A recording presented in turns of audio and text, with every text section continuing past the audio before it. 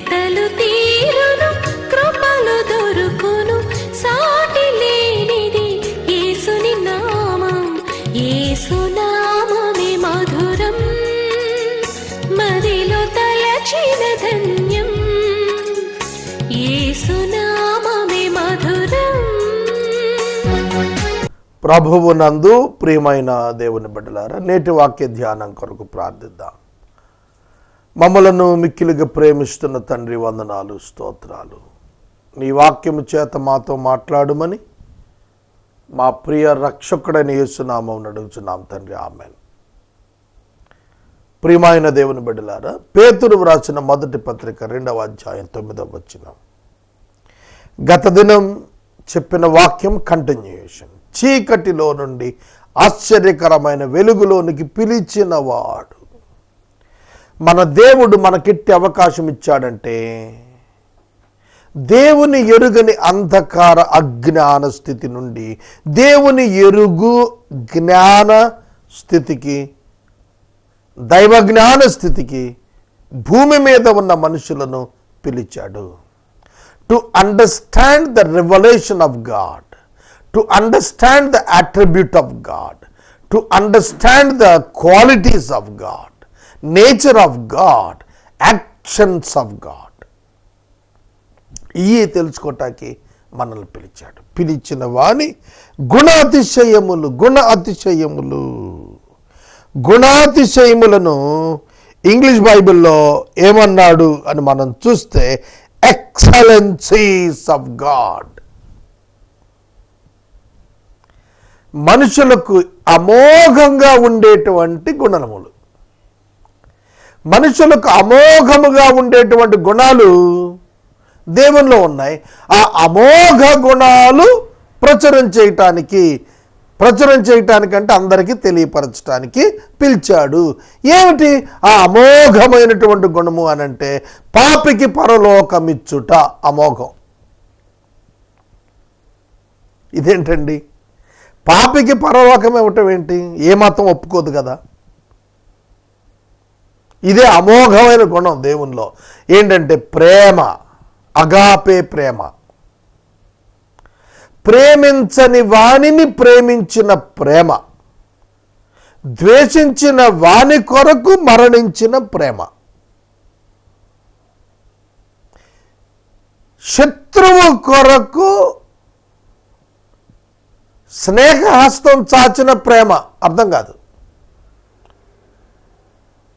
నశిస్తున్న వాణ్ణి రక్షించుకునేటువంటి ప్రేమ, అభాగ్యునికి భాగ్యం ఇచ్చేటువంటి ప్రేమ,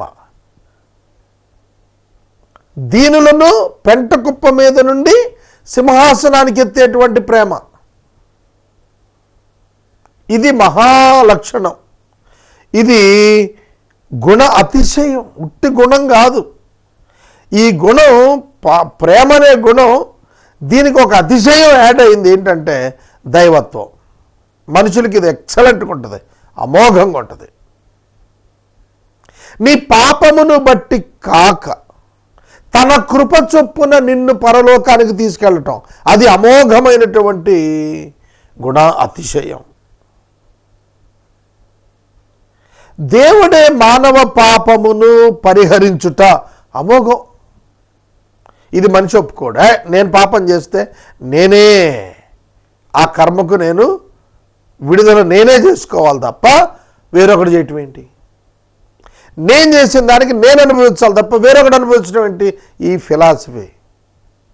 రైట్, నువ్వు చేసిన దానికి అగ్నిగుండం దేవుని చిత్తం, వెళ్తావా? కాబట్టి ఆ అగ్నిగుండం ఇచ్చే దేవుడు నాకు వద్దంటాడు. కాబట్టి నేను అనుకున్న రూట్లో నన్ను తీసుకెళ్లేవాడు కావాలి నాకు అంటే మది నుండి పుట్టినదే మతం, మది ఏర్పరచుకున్నదే దైవం. నిజ దైవం దగ్గరకు వస్తే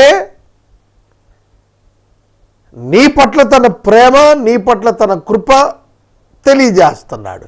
నువ్వు ఎంత పాపం చేస్తే నీకంత కృప ఇస్తాడు.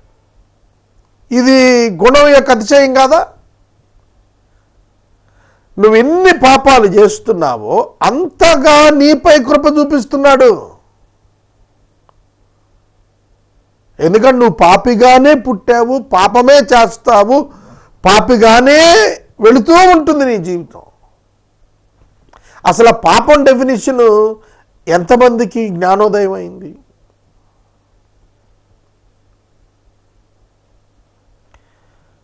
పాపము యొక్క తాత్పర్యం, పాపము యొక్క నిర్వచనం ఎంతమందికి తెలుసు? క్రియలలో లెక్కిస్తున్నారు పాపాన్ని, హృదయంలో కాదు. దొంగతనం చేయొద్దు, నరహత్య చేయొద్దు, వ్యభిచారం చేయొద్దు, ఇది చూస్తున్నారు. కానీ ఇది అంతరంగములో పుడుతున్నటువంటిది. మరి దాని సంగతి ఏంటి? అవకాశం లేదు, ఎవడు దొంగతనం చేయటం లేదు. ఒకడు పాలిటిక్స్కి వెళ్తాడు, ఒక్క టర్మ్లోనే కోట్లు సంపాదించేస్తాడు. ఆ తర్వాత అంత ముందు టర్మ్లో సంపాదించలేకపోయాడు, ఇప్పుడు సంపాదించలేడు. ఎందుకని? అవకాశం. కనుక అవకాశం ఉన్న వివిధ రంగాలలో ప్రవేశించే అవకాశం చొప్పున సంపాదించుకుంటాం. మనుషుల దృష్టిలో ఏంటో తెలుసా? భగవంతుడు గొప్పవాడిని చేశాడు మమ్మల్ని అనుకుంటాడు. కానీ అది అక్రమమైనటువంటి డబ్బని, అట్టిది దేవుడు అసహ్యించుకుంటాడని వీడు అనుకోడు. కాబట్టి పాపం యొక్క నిర్వచనం తెలియకపోతే నీతి యొక్క నిర్వచనం ఏమో అర్థమవుతుంది, వెలుగు యొక్క నిర్వచనం ఏమో అర్థమవుతుంది, దేవుని గుణము యొక్క నిర్వచనం ఏమో అర్థమవుతుంది. కనుక దేవుని నీతి దేవుని వివరణ నుండి తెలుసుకోవాల్సిందే తప్ప మనుషుల్లో దొరికేది కాదు. అది దేవుని నీతి దేవుని నుండి, దేవుని మాట నుండే తెలుసుకోవాలి, దేవుని చరిత్ర నుండే తెలుసుకోవాలి, దేవుని క్రియల నుండే తెలుసుకోవాలి తప్ప మానవ జీవితం నుండి కాదు. అందుకే దేవుని నీతి ఆపాదించబడేదే కానీ not self human acquired, not human self acquired. మనుషులు స్వయంగా సాధించేది కాదు నీతి అంటే. మంచి కాదు నీతి. Not goodness but righteousness.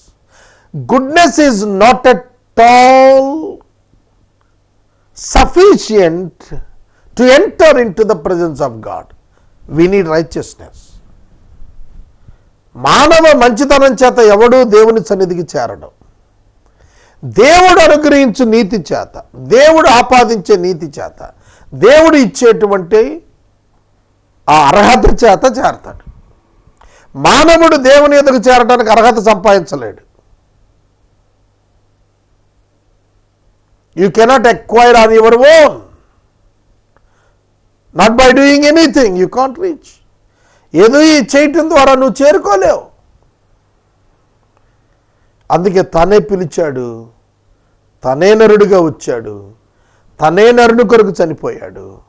ఆ చనిపోయిన నందున విశ్వసించిన వానికి తన ఆత్మ ద్వారా ఆ ప్రత్యక్షత అతని అంతరంగంలో తెలియజేస్తున్నాడు. That is the difference.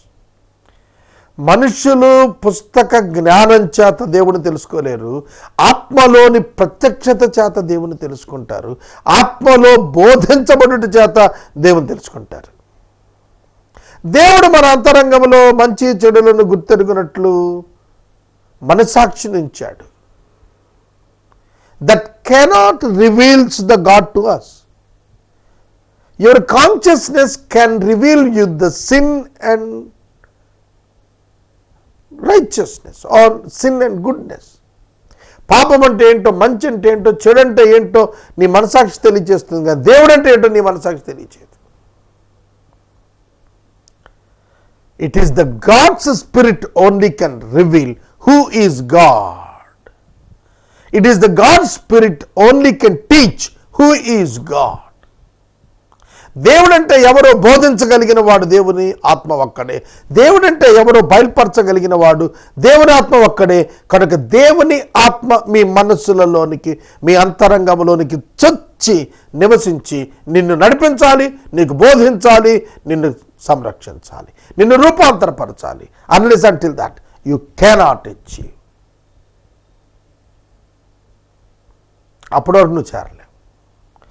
కనుక this is the only way. ఇదొక్కటే మార్గం దేవుడు ఏర్పరిచింది. మిగతా వాళ్ళు ఎవరు ఎన్ని చెప్పినా కూడా ఒక పాపి పరలోకానికి వెళ్ళటానికి వెళ్ళే మార్గం చెప్పండి. రైట్, పరిశుద్ధులు అందరి సంగతి పక్కన పెట్టండి. యేసు ప్రభు కూడా నేను నీతిమంతులను పిలవటానికి రాలేదన్నాడు. ఏంటి అర్థం? మేము నీతిమంతులు అనుకున్న వాళ్ళ కోసం రాలేదు ఆయన. అయ్యో నేను పాపిని, నేను అగ్నిగుండానికి వెళ్ళిపోతాను, వ్యభిచారుల కొరకు, హంతకుల కొరకు ఆయన వచ్చాడు. అదే ఆయన గుణలక్షణం, అది గుర్తెరగాలి. ఆయన ఆశ్చర్యకరమైన వెలుగులోనికి వాళ్ళని పిలిచి ఆయన గుణాతిశయములను ప్రచురం చేయాలి. Proclaim the excellencies of God.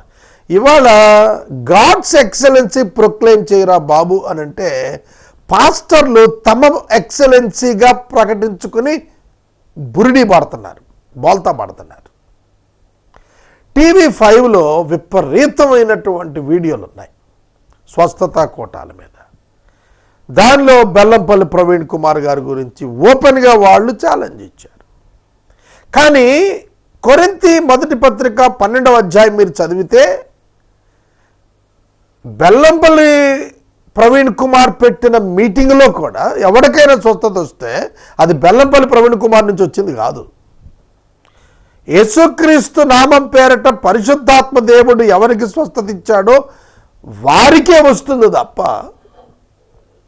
Placebo effect చేత వచ్చేటువంటి స్వస్థతలే క్రైస్తవులు చేస్తున్నారు అనుకున్న వాడికి కుష్టి వ్యాధి బైబిల్లో రికార్డు ఉంది, రక్తస్రావం బైబిల్లో రికార్డు ఉంది, కళ్ళు తెరవబట్టం బైబిల్లో రికార్డు ఉంది, చాంద్ర రోగం బైబిల్లో రికార్డు ఉంది, చచ్చిన వాడు లెగటం బైబిల్లో రికార్డు ఉంది. ఇవన్నీ ప్లాసిబో ఎఫెక్ట్స్ అన్నా. కాబట్టి ఈ స్వస్థత వరం ఎలా ఆపరేట్ అవుతుందో ఎక్స్ప్లెయిన్ చేయటంలో క్రైస్తవ బోధకులు ప్రక్కకెళ్ళబట్టి ఈ ప్రాబ్లం వచ్చింది తప్ప మరొకటి కాదనేది అర్థమవుతుంది. Bible is the best answer for all the questions. ప్రాపర్గా అర్థం చేసుకోవాలి. TV5 మూర్తి అడిగాడు, స్వస్థత వరములు ఉన్నవా అంటే ఏంటంటే ఆయన ఉద్దేశం వరం ఉన్నవాడు అని అంటారు చూసారా హైందవ్యంలో, ఒక వరం పొందాడు అంటే it is in his control అని. క్రైస్తవ్యంలో స్వస్థత వరము పొందాడు అంటే అర్థం ఆ వ్యక్తి పరిశుద్ధాత్మ చేత వాడబడుటకు ఎన్నిక చేయబడ్డాడు అని అర్థం తప్ప దేవుడు స్వస్థపరిచే సర్వ హక్కులు ఆ వ్యక్తికి ఇచ్చేశాడని కాదు. దేవుడు పలానా వాడికి రాసి ఇచ్చేశాడు పలానా వరం, ఇక అతను ఎలా అయినా దాన్ని ఆపరేట్ చేసేయచ్చు, వాడేయచ్చు, it is in his control, he can do anything any time కాదు. దేవుడు కొందరిని ఆ వరములను ఆపరేట్ చేయటానికి తీసుకొని వారి ద్వారా కొందరిని చేస్తూ తన సంఘానికి సాక్ష్యం వెల్ఫేర్ ఇస్తున్నాడు. అంతేగాని మీరు అందరినీ తీసుకొచ్చి వరుసగా నుంచోబెట్టి నీకు స్వస్థతా వరం ఉందన్నావు కనుక వీళ్ళందరూ స్వస్థపరచు లేకపోతే బైబిల్ తప్ప నువ్వు చెప్పటానికి కాదు. తెలివి తక్కువతనం మీద. పరిశుద్ధాత్మ దేవుడు తానే కార్యసిద్ధి జరిగించడానికి కొందరు వ్యక్తులను ప్రత్యేకించి ఈ పని అని పెట్టాడు. అది అంతే తప్ప మరొకటి కాదు. ఇప్పుడు బుద్ధి జ్ఞానం, బుద్ధివాక్యం, జ్ఞానవాక్యం అని ఉన్నాయి. ఉన్న గిఫ్ట్స్ అన్నిట్లో బెస్ట్ గిఫ్ట్ అది. ఇప్పుడు నాకు దేవుడిచ్చింది బుద్ధివాక్యము, జ్ఞానవాక్యము. Experienced word, knowledged word. నేను నేర్చుకున్నది, పొందుకున్నది రెండు ఉన్నాయి. కాబట్టి ఈ రెండిటిని వినియోగించుటకు దేవుడు నన్ను ఏర్పరచుకున్నాడు తప్ప ఇది నా బుర్రలో పెట్టేసి నన్ను ఏదో పెద్దోడిని చేసేయలేదు. కాబట్టి బైబిల్ అంతా నాకు తెలుసు కాదు, బైబిల్ తెలపటానికి నన్ను వాడుకున్నాడు. దట్స్ ఇట్, అంతే. కనుక బైబిల్ అంతా ఏదో తెనాలి రావణంగడికి పెట్టినట్టుగా వరం ఇచ్చినట్టుగా అది వాళ్ళకి అర్థమైంది వరం అంటే. కానీ ఇక్కడ వరం అంటే అది కాదు. వరం అంటే ఏంటంటే దేవుని చేతుల్లో వాడబడటమే వరం. దేవుని చేతుల్లో పర్టికులర్ పర్పస్ కోసం వాడబడటమే వరం. అదే గుణాతిశయం. దేవుని యొక్క గుణాతిశయం ప్రచురం చేయటానికే, హిజ్ వేస్, ఆయన మార్గాలను మనం తెలియచేయటానికే ఈ లోకంలో ఉన్నాం. ఆయన యొక్క మహోన్నత లక్షణాలు, న్యాయము, ప్రేమ, నీతి, యథార్థత, సత్యము, వీటన్నింటిని గురించి బైబిల్లో నుంచి చెబుతూ, వారి జీవితాల్లో నెరవేరినవి చెబుతూ, ప్రజలు నమ్ముటకు వీలు కలిగేటట్లుగా తమ జీవితాలను ముందు పెట్టి వెళ్ళగలిగేటువంటి వారిగా ఉండటానికి దేవుడు సంఘాన్ని పిలిచాడు. దేవుణ్ణి, క్రీస్తును, యెహోవా దేవుణ్ణి, బైబిల్ దేవుణ్ణి లోకం తెలుసుకోవాలి అంటే ఆ దేవుడు వీరి జీవితాల్లో ఏం చేశాడో అర్థమయ్యేటట్టుగా వారికి చెప్పగలిగితే వారికి అప్పుడు అర్థమవుతుంది, ఓహో అలాగా వీరి దేవుడు వీరి కొరకు గొప్ప కార్యములు చేశాడు అని రాహాబు తెలుసుకుంది, నమ్మకం ఉంచింది. రాహాబుకి ఏం సువార్త వెళ్ళింది? రాహాబుకు దేవుడు వీరి పక్షంగా ఉన్నాడని తెలిసింది, వీరి దేవుని బిడ్డలు అని తెలిసింది. అంతే, ఆవిడ మారింది. కాబట్టి యేసుక్రీస్తు యొక్క సిలువ నీకు విడుదల ఇస్తే, బాబు క్రైస్తవుడా, విశ్వాసి గారు, నీకు విడుదల ఇస్తే ఆ విడుదల లోకానికి తెలియజేస్తుంది దేవుడు అంటే అంట. లేకపోతే ఉట్టి బైబిల్ పుస్తకం ఇస్తే ఎవరు నమ్ముతాడు? ఎవరు నమ్మడు. Nobody believes. ఎందుకంటే అది ఎవరికి అర్థం కాదు. బైబిల్ అందరికి అర్థమైపోతే పరిశుద్ధాత్మ ఎందుకు? బైబిల్లో ఒక్కొక్క వచనం తీసుకొని ఒక్కొక్కళ్ళు చెబుతూ ఉంటారు. వాటిని వాళ్ళు చెబుతున్నప్పుడు అది అక్షరంగా వారి జ్ఞానానికి అర్థమయ్యే పరిస్థితి తీసుకున్నారు, కానీ దైవ సత్యంలో దాని యొక్క ఒరిజినల్ మీనింగ్ ఏంటనేది వారు తీసుకోలేదు. ఎందుకంటే దానికి కారణం ఉండదు. నీళ్లు ద్రాక్షారసం అయ్యాయి కానాలో, దానికి ఏ ప్రిన్సిపల్ అప్లై అవుతుంది? అర్థం కాదు. మరి అటువంటి మహిమలు మీకు ఇంకెక్కడ ఏ గ్రంథాల్లో కనపడవు. ఏ గ్రంథాల్లో కనపడవు. బైబిల్లోవి, ఓల్డ్ టెస్టిమెంట్లోవి చెప్పారే కానీ న్యూ టెస్టిమెంట్లో పీరియడ్లో ఎక్కడ మిరాకిల్స్ కనపడవు.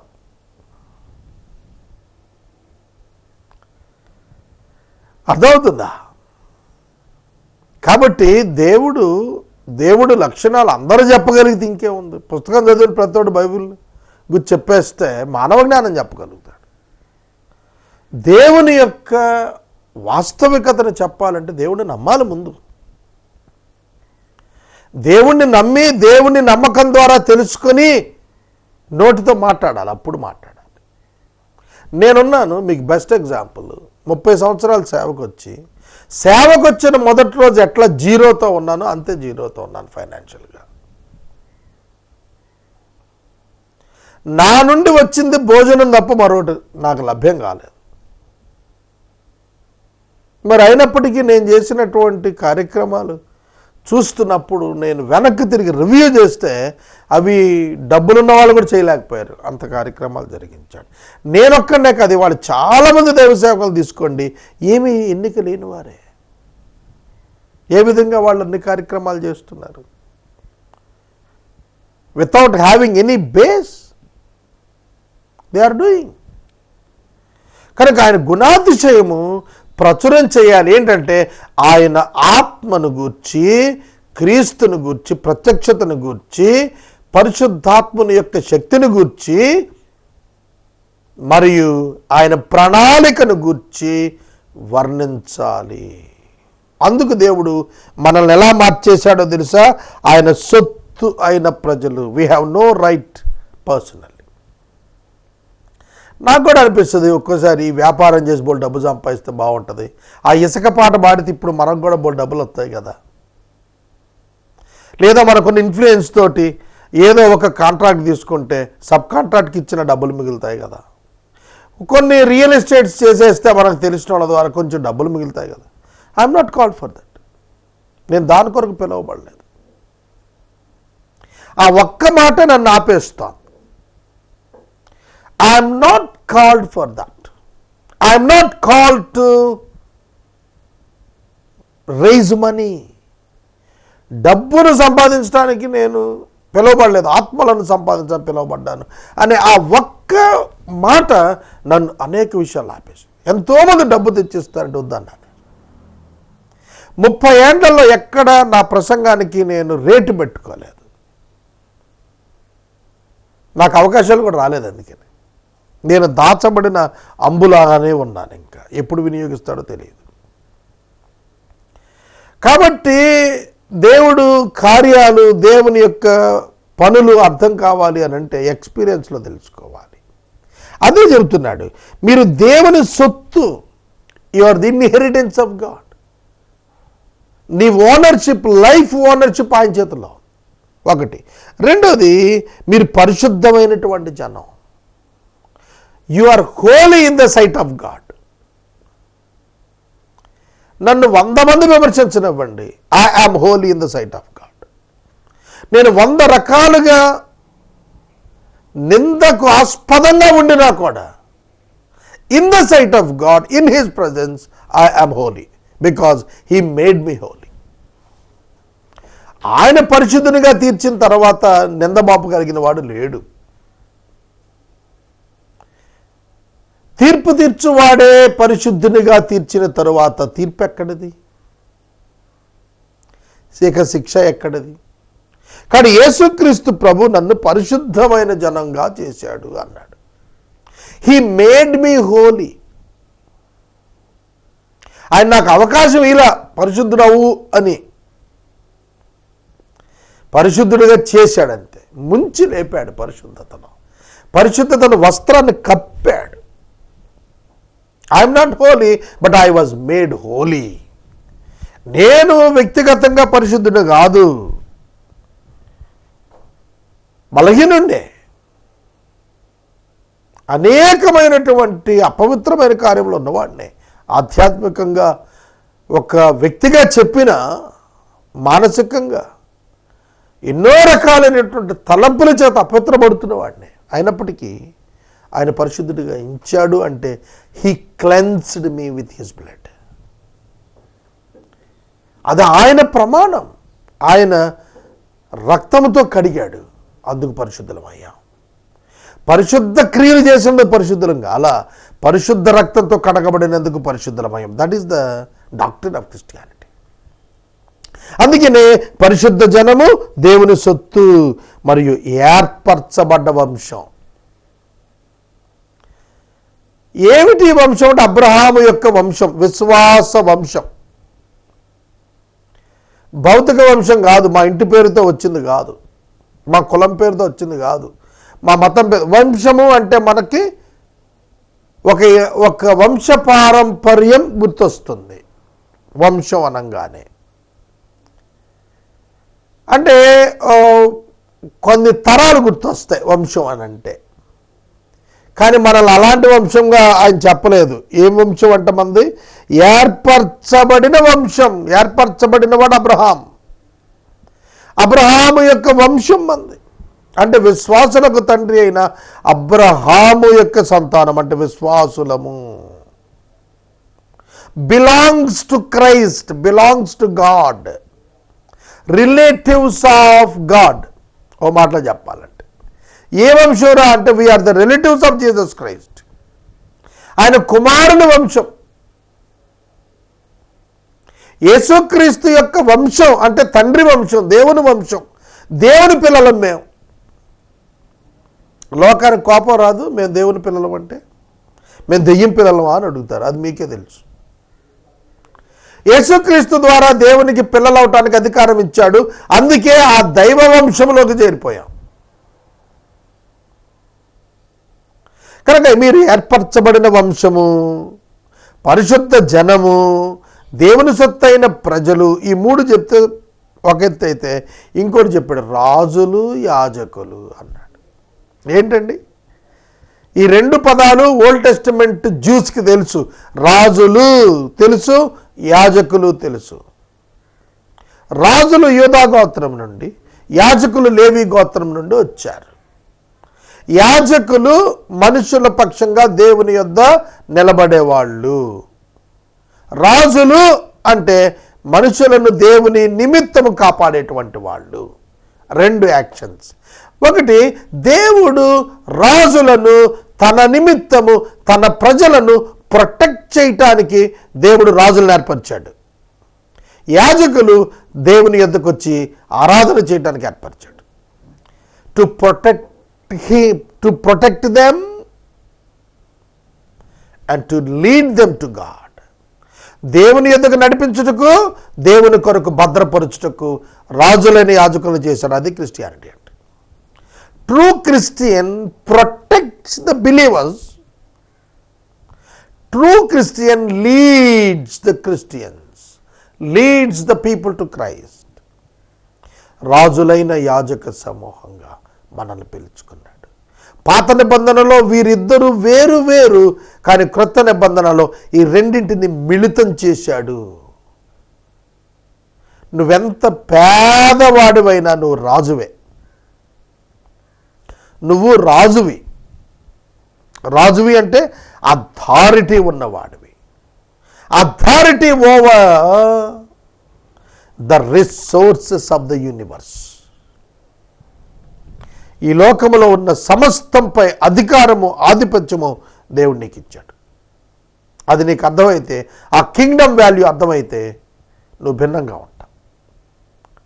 నువ్వు డబ్బు చేత మోటివేట్ చేయబడవు. సొలొమోను డబ్బు అడగలేదు, సొలొమోను అండర్స్టాండింగ్ అడిగాడు. చేపలు తీసుకొచ్చి ఫ్రిడ్జ్ నిండా పెట్టడం కాదు, గ్యాలంతో చేప పట్టడం నేర్చుకుంటే ఎప్పుడు ఏ చేప పట్టాలో అప్పుడే నేర్చుకుంటాం. అది విషయ పరిజ్ఞానం, అండర్స్టాండింగ్ అంటే. కనుక డబ్బు నన్ను పోషించదు కాదు, నన్ను నేను పోషించుకుంటాను, డబ్బు అదే వస్తుంది. అది అండర్స్టాండింగ్ అంటే. తనకు దేవుడిచ్చినటువంటి కృప మీద, సామర్థ్యం మీద ఎవరైతే విశ్వాసం కలిగి ఉంటారో వారు డబ్బు కొరకు అరులు చాచరు. వారి జీవితంలో క్రీస్తుని పోలి వెళ్ళిపోతూ ఉంటారు. అందుకనే దేవుడు మనల్ని పిలిచాడు. కనుక నేను 9వ వచనం ఒక్కటే 2 రోజులు చెప్పాను, ఇంకా ఎంతైనా చెప్పచ్చు. ఇందులో దేవుని సొత్తు అయిన ప్రజలు, మనల్ని ఎవడు అపహరించడం. మనం దేవుని సొత్తు. We belongs to God and his private property. We are the property of God. ఎవడు ముట్టుకోవటానికి వెళ్ళలేదు, దానికి సీల్ వేసేసాడు. మనకి సీల్ వేసాడు, అందుకే ప్రాపర్టీ అయ్యాం మనం. God's property sealed. State bank property seal వేస్తారు. ఇది మా ప్రాపర్టీ అంటే ఇంకెవరికి హక్కు లేదు దాని మీద. కాబట్టి we belongs to God. We are his private property, personal property. నేను ముగిస్తున్నాను. ఎంత గొప్ప పిలుపుతో పిలిచాడో అర్థమైతే ఈ లోకంలో దేనికి భయపడక్కర్లేదు. ప్రార్థన. మమ్మల్ని మిక్కిలిగా ప్రేమిస్తున్న తండ్రి వందనాలు. వాక్యం వినబిడ్డలను దీవించము. యేసునామాన్ని అడుగుచున్నాము తండ్రి. అయిన దేవుని ప్రేమ, కుమారుడిని యేసయ్య కృప, పరిశుద్ధాత్మ అన్యోన్య సహవాసం సదా మనకు తోడైండును గాక. ఆమేన్.